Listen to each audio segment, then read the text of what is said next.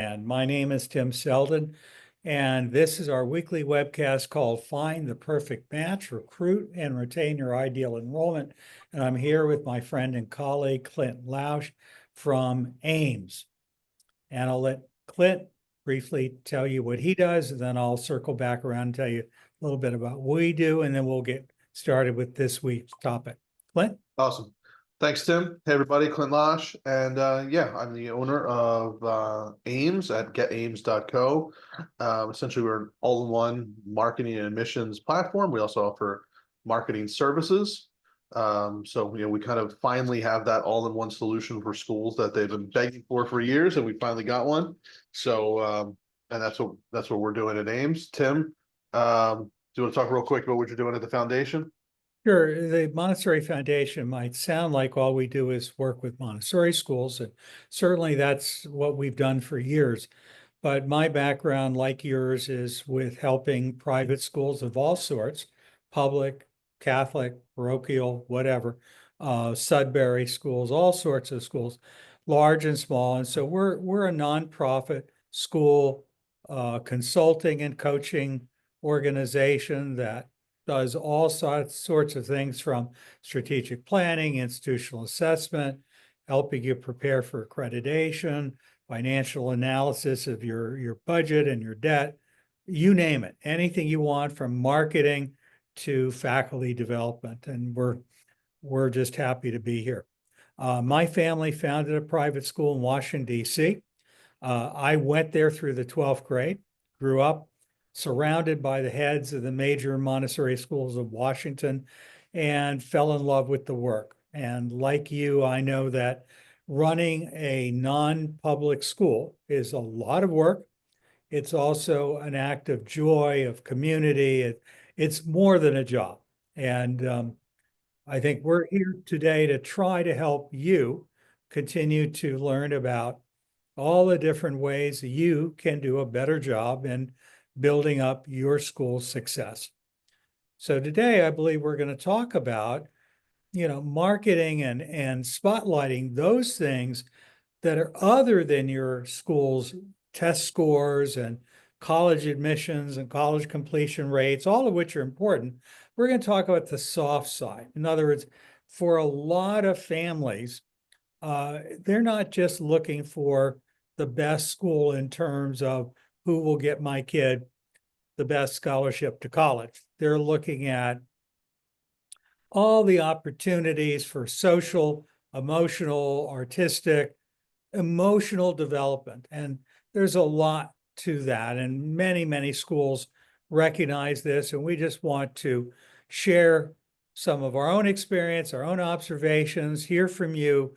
And we want to talk about how can you use that in your marketing. How can you use that to both make the phone ring or the emails to come in?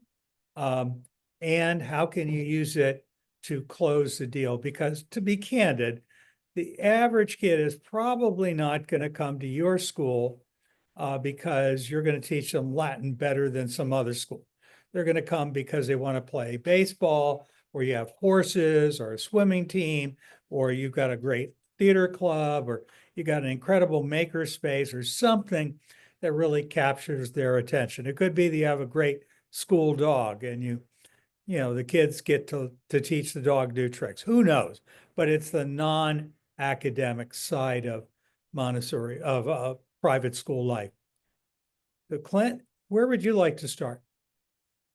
Well, I think the first thing that's really important, and this goes holistically when you think about your marketing and your messaging and, what do you want to get out there to your community, especially in relation to, the things that you had just mentioned, like extracurriculars and, social emotional learning. It's just getting the data, I think, is gonna solve a lot of questions or answer a lot of questions you might have in terms of what are families looking for. Now, you might know anecdotally, yeah, I know from talking to a lot of families, they're looking for this, but just asking the questions on the forms that they're filling out, hey, what are the top 3 things that you're looking for in a school? right? Extracurricular, baseball, theater, and whatever it might be. So getting that at the early stages as well. And that way, if you have that information, it can help you with your marketing. So if you host a session talking about, sports, hey, I can go into my database, sort it by everybody who said they're interested in sports, and then invite them to a session. So I think that's one element of it. But then two, especially when it comes to filling out an application, um, and they ultimately enroll, is continuing to get that information, which is, why did you enroll? Like, what was it about the school?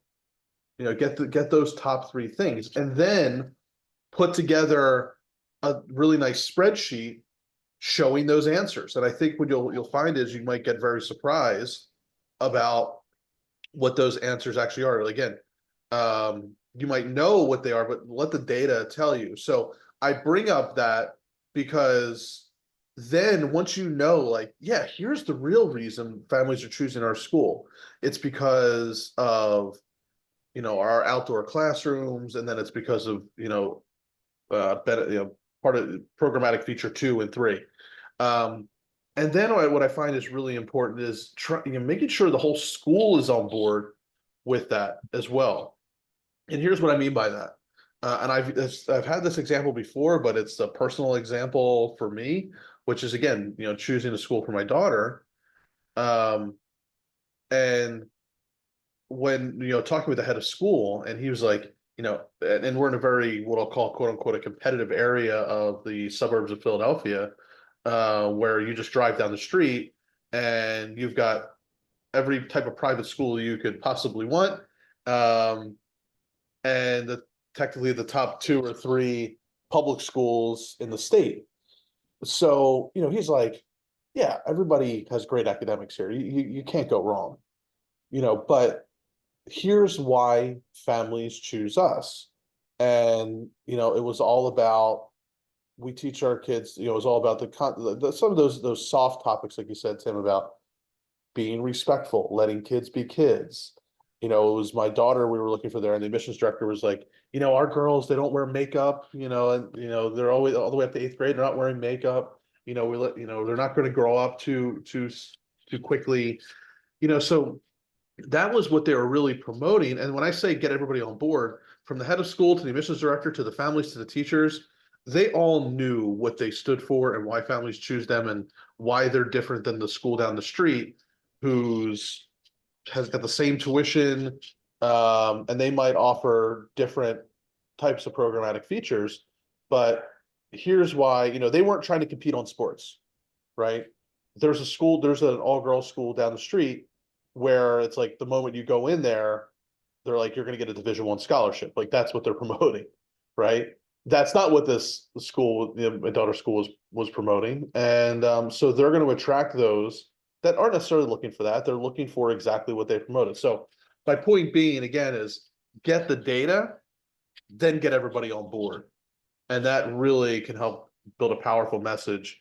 And so that when your families are asking questions and talking, everybody's got this kind of the same answer, which I think is very important. Yeah, that idea of clarity is the key to success, and that you got to know exactly how do you best describe your school in print, in video, in the elevator pitch. Everyone from, the school dog, the secretary, everyone, the kids, everyone really ought to have a pretty good sense of how do we explain our school in a way that's authentic. I mean, it should never feel phony baloney, but they ought to be able to really snap it off quickly without sounding like parrots. So Yep. again, clarity is the key to success.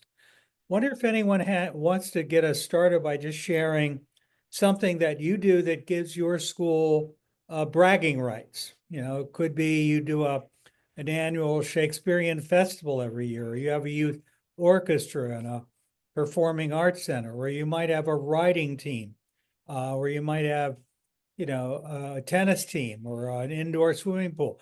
What are the things that you do other than what's, your libraries, your science lab, your classrooms, your college admissions? What is there anything that you think draws people to your school?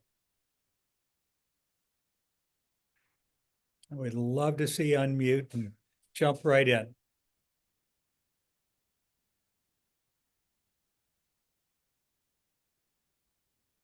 Don't all do that at once. Well, Tim, while we hopefully wait for somebody to unmute, maybe do you want to give an example that we were talking before we officially went online, which was the kid who went on the cross country trip, and the interesting part of that story, I think, was also having the parent tell that story, which is going to get into my next point about let those stories be told by the parents. It's even more powerful. But do you want to use that as an example, or any other example? But that's the one that jumped out at me. I mean, there's just hundreds and hundreds of them that we all have, because we all do this to a certain extent. We are none of us just selling, our textbooks and the doctorates of our teachers. We're all selling more than that. In this particular case, it was a full page ad in the city magazine. Philly, I'm sure there's something like Philly Today, the Washingtonian was where we did it. In Sarasota, there's Sarasota Magazine. Anyway, this is a picture of a kid who was a graduate of the school. It was probably published maybe 2 or 3 years later, or maybe it was I don't remember, it might have been the year just after he graduated. But on his senior project, he converted a beat up old Mercedes diesel to run on filtered cooking oil. And he drove all the way across the country, going from one Montessori school to the other, and not every single one, because there's 5,000 just in the US, but he probably went to 50 different major Montessori schools.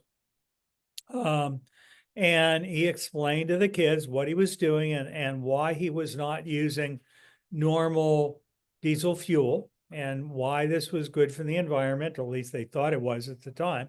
It was quite interesting. Anyways, the mom saying, my son did his senior project driving his car across the country, burning the cooking oil from McDonald's. I got another one that shows a picture of the mom, and then a picture of the daughter when she was, let's say, 5th or 6th grade. She said, my daughter, in her 6 years at Newgate at the elementary level, the Newgate School, which is our lab school for many years, played in 6 different youth operas, and it changed her life. Somebody else can talk about, well, for example, one of the children I knew when he was growing up was Seth Curry. Seth Curry was a Montessori kid in his mom's school, and he and his best friend would play basketball, and the school didn't have much of a basketball program, but Seth had a natural talent. He had a dad, of course, Del Curry, who would come to the school and teach all the kids everything he knew.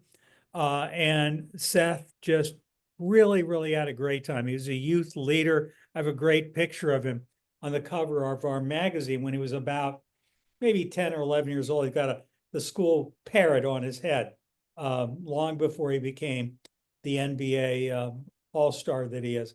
Anyway, bottom line is we're looking for bragging rights. Another thing that I will just tell you is when my mom founded the Barry School in Washington, D.C., it was just a private preschool. It only had 13 kids. They didn't have school buses in those days. She would rent taxi cabs, or they would ride the DC transit buses.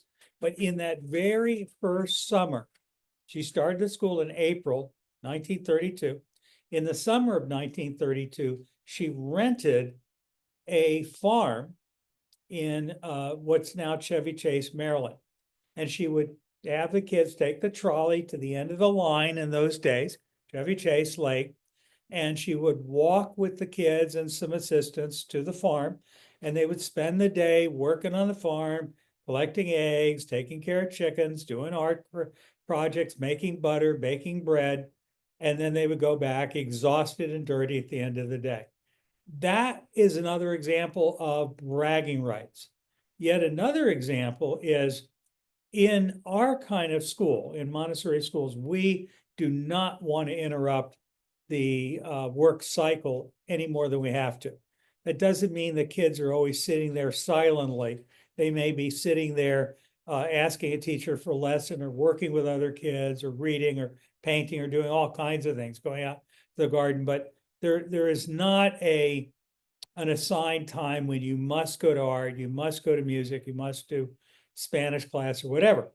So what we did is we extended the school day, and we took our teachers who normally would have been on our staff from the normal school day, 8 in the morning until about 4, so in the afternoon. We had them come in later and stay until 6. And we offered what we called studio programs. And studios were art, music, theater, music lessons, you name it, all kinds of jewelry making, pottery, cooking, all kinds of studios that started at noon, went through lunch, if that's what you wanted to do, and extended until 6 o'clock at night, so that a parent did not need to pay extra for after care. Now, by the way, these after school programs were not outside contractor karate studios or anything like that.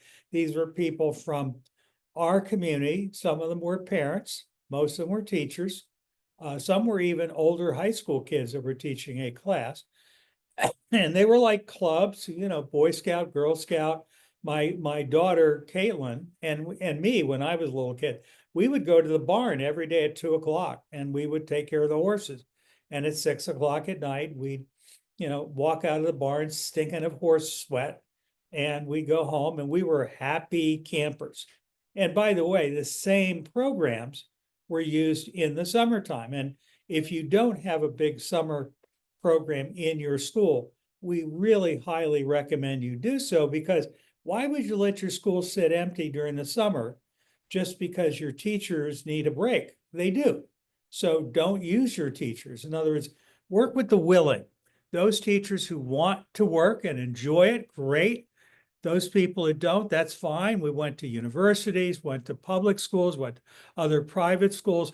We gathered a group of people who ran a great summer camp. And you can go to Barrie, BARRIE.org, and you can see even today on their website, Barrie Summer Camp is as big as the school, and actually makes more money per week than the school does.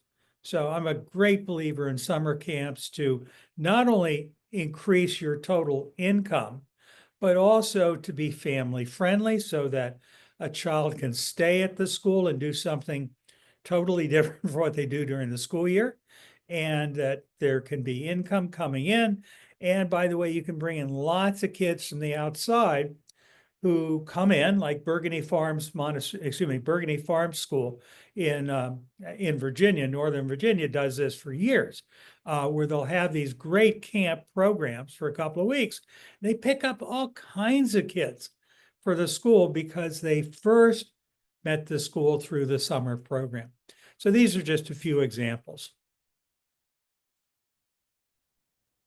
Those are great. I was going to get even a little bit tactical with, like, once you know those examples and know those answers, it's okay, where do we use them? How can we use them?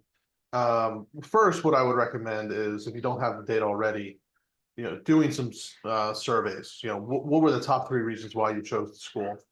And you could give them answers to choose from, or it could be kind of open-ended. I kind of like giving them answers to choose from. But then once you know them, let me just share my screen. Tim, could you let me share my screen real quick? Sure. There you go. Thank you, sir. Here's something that I like to add onto landing pages. So like when you're building landing pages, and that's one of the big things that we do, is help schools build high converting, attractive pages that get families to take an action. Right. So something like this is that on these pages, you could take that information that we're talking about and do something like, is KCS right for you? So when talking with KCS, their big thing was they know that they have a lot of entrepreneurs, families are entrepreneurs, and they're looking to give their child entrepreneurial opportunities. So, we're calling that out here. Caring safe community, that's a big one. So they're in the Toronto area, and compared to other Toronto schools, that's a big one. Just making sure that they're in a good, safe community. They talk a lot about, going beyond kind of the walls of the classroom where their campus is all of Toronto. But having a section like this saying like, are we right for you? Tim, we did that with the Newgate page, which is, it was Newgate right for your teen. So you can have something like this, where again, if you understand why they're choosing your school and then called out saying, hey, are you looking for a school that gives you X, Y, and Z?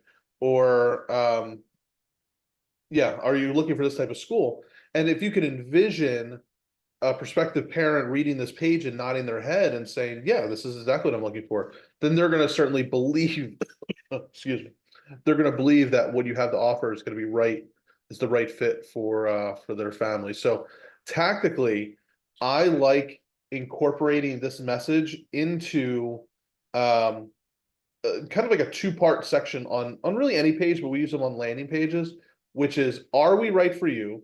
If you answered yes to any of these, then we might be the perfect fit for you. And then you go into why families love KCS, and you want to pick 3 reasons.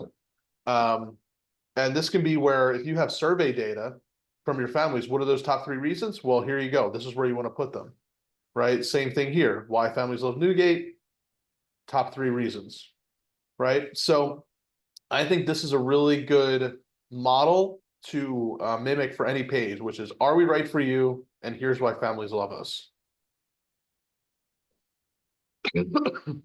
I want to just talk for another minute or two about the studio program. At Barry, we were a family-friendly school. I mean, we were in Washington, D.C. Parents didn't even get off from the federal government or whatever their jobs were until 5 o'clock at night. These were not people who had nannies. So they were two working parents. Barry was founded, by the way, during the height of the Great Depression in 1932. And so the idea is, we are going to help you raise your child. We are a family-friendly school. And so what we did is we had all these programs going on into the evening. By the way, we also gave them breakfast and lunch and afternoon, not dinner, but we fed them, and we did not give them bags of Cheetos. It was good stuff. And so that, again, for a lot of schools, high quality, nutritious food is a come on. For another school, like Kathy Leach used to run a school called the Renaissance School in Fort Myer, and we went through her school, and she originally called it something like the Montessori Children's House of Fort Myer. And we agreed that her image of what she wanted her school to be was a Renaissance academy. She wanted her kids to really be into the arts and history and innovation and so forth. So one of the things that Kathy realized is they were doing a lot of cooking. So we ordered little, and they were just a preschool. They're a little elementary school, but pretty much preschool. So we ordered little chef toques, miniature chef toques, they're real, and little chef outfits with the white jackets. And we had these kids cooking every single day. No, not every kid. They would do it in shifts of 3 or 4. But those kids would wear those outfits and they would cook, and they would learn how to make an actual a snack or a lunch thing or a dessert or whatever.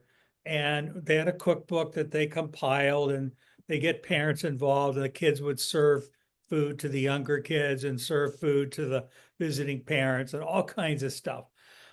So art and music and history and cooking, these were really big things.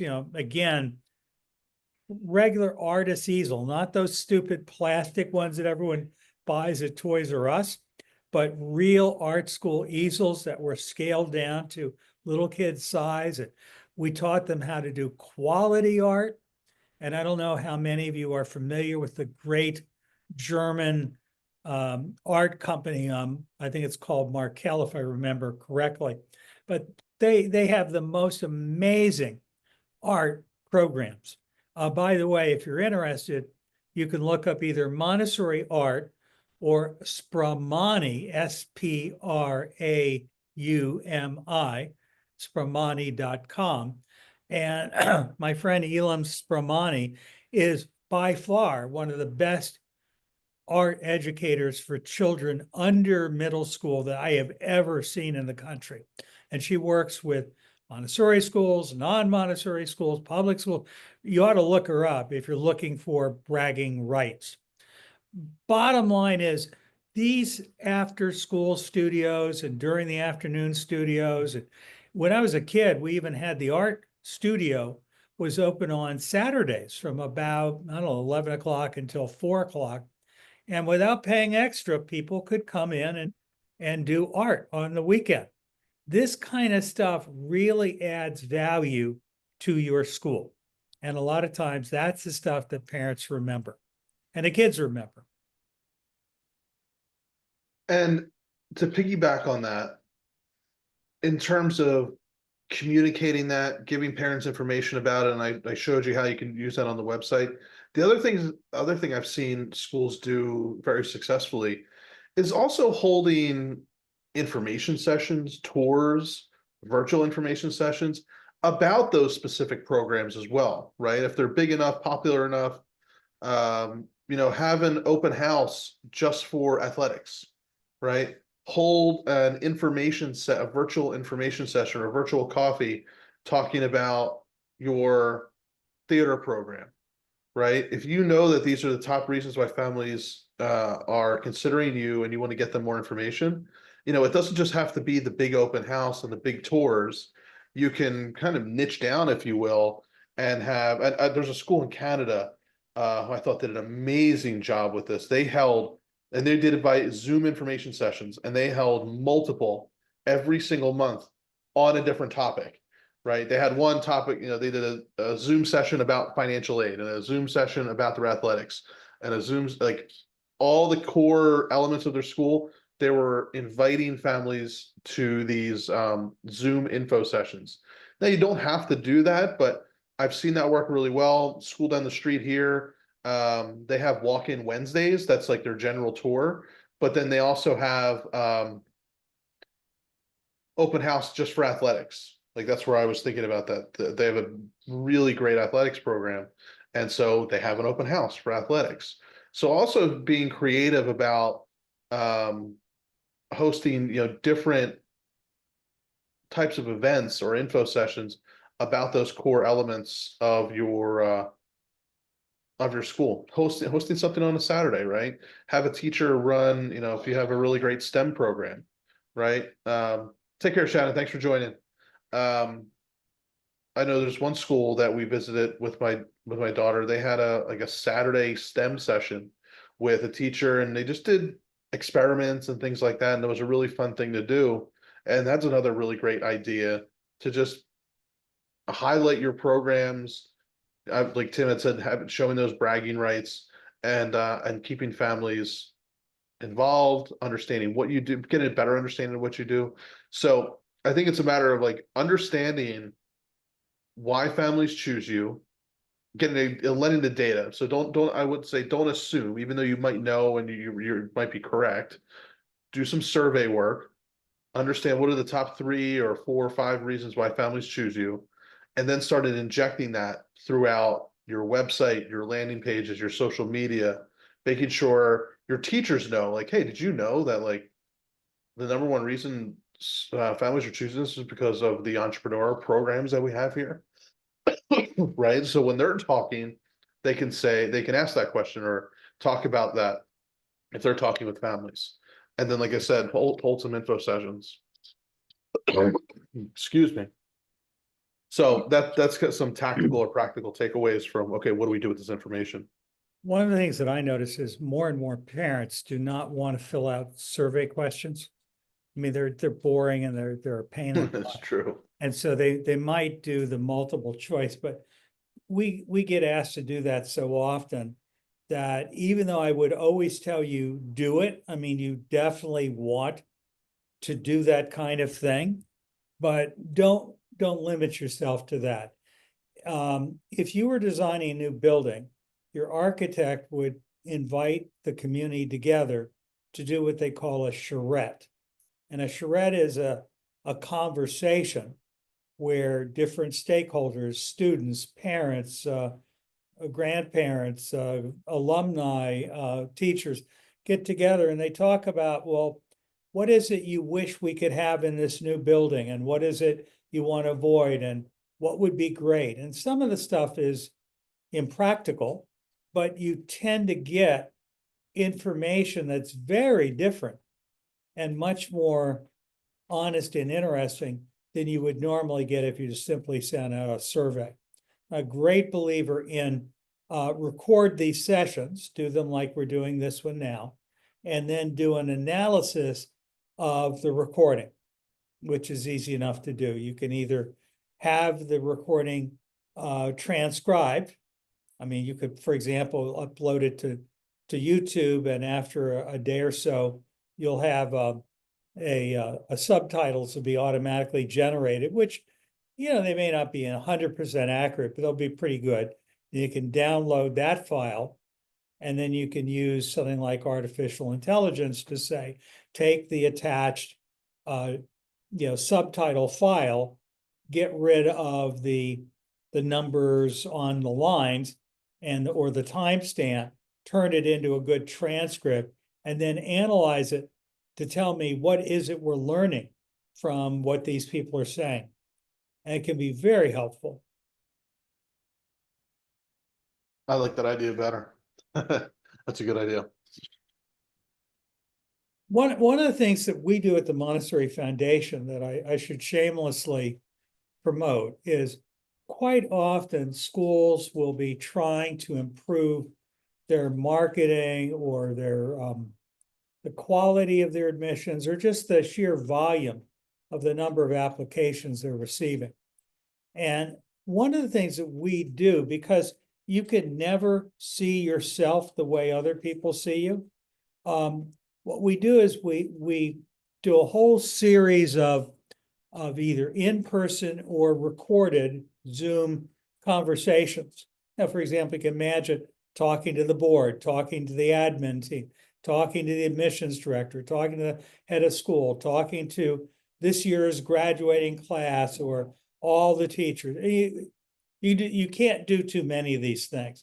And I happen to love it when I've got groups of people who are showing up who are a mix of parents and students and teachers and administrators. And it's not just, kind of the mom's club. Bottom line is, if you do that, and we usually do about 5 to 10 a year to do this for the people, and we have it transcribed and we analyze it, and we get all kinds of information about what is your ideal parent, why do people love you, what are people looking for in your school, what do people wish was better, different. Literally, we get a profile of your ideal student, and it's very, very helpful. And it's not very expensive, and it's absolutely worth the price. So if you're ever interested in doing that, that is something we do at the foundation.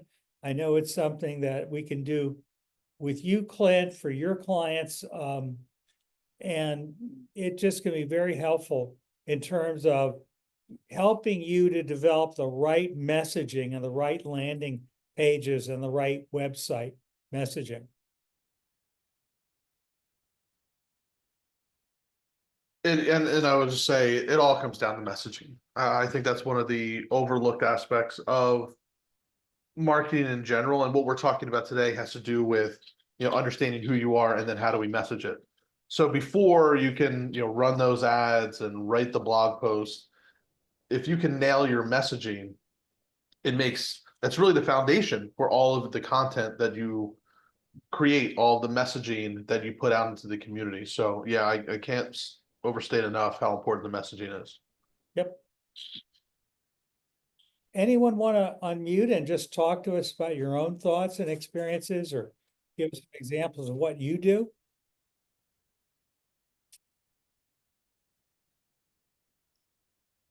Feels to me like this is a week where people just do not want to turn It's spring on. break week. Yeah, Everybody's listening in, and that's fine too. well, hopefully these webcasts that we've been doing ever since we started in the early fall are beginning to give you a real robust collection of recorded conversations. And by the way, we're beginning to have these transcribed, and we'll probably turn them into articles and maybe into handbooks and books. The bottom line is the Montessori Foundation is a consulting group that helps people like you and your school solve problems. My friend Clint is somebody who does the same thing, but he has a very specific area of expertise that goes above and beyond what we do. Clint is an expert in customer relationship software, managing the whole admissions process, guiding people step by step through automated marketing, making it possible for a small administrative staff to manage all the different things that need to be done, and ideally coming up with just the right messaging from the website to the landing page to the ads to everything, every single thing, to draw the right people to you. And frankly, to help the people who aren't going to love you to recognize that before they enroll their kids in your school. Because what you don't want is someone who comes to your school and is unhappy and makes your life miserable and tells everyone in the school, boy, you let me down. You're not as good as you say you are. We want to bring people together who are going to love us for what we are and are going to ask, what can we do to help, instead of why should I pay this kind of money for whatever you're doing for me? We're looking to find the perfect match. Anyway, that's who we are. That's who Clint is. And I think very highly of the work that both of our organizations do. We are a nonprofit. Clint is the most affordable ad agency software solution that I've found in the country. And all I can say is I highly recommend what I see Clint offering. And as I've said before, we are actually a user of Clint's services. We have a school we love dearly in Florida. We met Clint through them. He blew me away, and I work with all kinds of wonderful advertising agencies. My family had a big advertising agency in Baltimore, done this for years. I appreciate, Clint, what you do, what you bring to your clients. It's a lot for what you charge. Well, I appreciate it, Tim. Yeah, look, our goal was, especially on the advertising side, we do, with advertising and SEO, it's kind of like every school knows that they should be doing advertising. Every school wants to rank high on the search engines, but most aren't going to do it in-house because you either have to be an expert in doing that or have the time to do it, which can be full-time gigs, and then you have to go hire an agency. And just to run ads and do SEO, that's going to be $750 to $1,000 a month each. So $2,000 just for your management fees, not going to grow your school. So our big initiative was, how do we give schools with all sizes, all different budgets, the ability to run expert level ads, expert level search engine optimization without those big agency fees, and with the ability to integrate AI to do some of the heavy lifting now. We finally have a solution that any school, no matter whether you have 90 kids or 900 kids, no matter if your budget is $500 a month or $5,000 a month, you can finally have really great, robust software and the coaching and support that you need without those big fees associated with it. So now your budget can go towards building your school. That was the big thing. how do we get more of your budget going towards building and growing your school, rather than fees? So that's our mission, and we're sticking to it. There you go. And one of the things I learned about you over the last week is you've got a solution that does a lot of the stuff that people pay Blackbaud and Fax and other groups for. You know, you can actually take people into the process where they apply through your Yeah, software. They sign up. If you offer them admission, they actually sign their contracts, they set up their payment plan and so forth. And if I'm understanding the conversation I had with your strategic partner, they can not only get it done in one place, they can actually save money compared to what they're paying to most of these merchant service companies. So again, yeah. I just appreciate your expertise over the years working with other major national school consulting groups. You come to the table with a lot of knowledge and a lot of contacts, and you're doing some really out of the box kinds of things that I respect. Well, again, yeah, I appreciate it, and we talk a lot about marketing, but yeah, the other thing was when we talk about all in one, that also includes, yeah, your applications. What about collecting tuition? And the reason we got into collecting tuition was actually so that, as those families pay your tuition and fill out an application and sign the application, and sign the enrollment agreement, that we can tie that back to where did they come from? Was it a Facebook ad? Was it a Google ad? Was it through a print publication? Right? So there was a source at which they originally found you, and then at some point, hopefully down the line, 6 months from now, a year from now, if they enroll, we can actually tie that tuition revenue back to the source. So now you can go to your board and say, yeah, we spent $10,000 this year on Facebook, but you know what? It brought in 3 students at $20,000 tuition. So we spent 10,000 and we got $60,000 in return essentially. So that was a good investment and we should keep doing that. So, yeah, it was being able to kind of tie the marketing initiatives back to enrollment outcomes. And the only way to do that is if you can do everything in one. Otherwise, there ends up being this wall between marketing and admissions, and that was the big challenge to overcome. Yeah. Well, I'd say we covered the topic for this week. What do you think? I think so. Good. What's up for next week? Do we know? Not sure. Hold on. I think we have to come up with a topic. I think we have to come up with a topic for next week. We've actually run through that long list. We All did. right. Well, we'll come up with a topic. I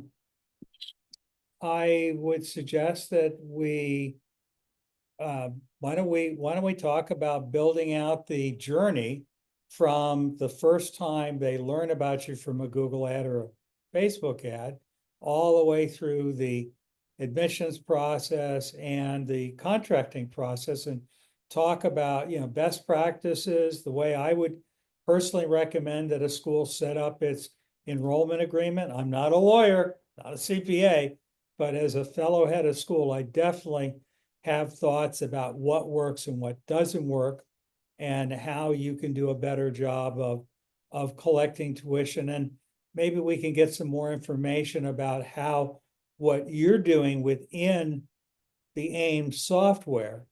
And folks, you need to know I'm pushing my friend Clint to rename AIMS, because I'm not quite sure, other than I have this image of a archery target with an arrow in it, AIM.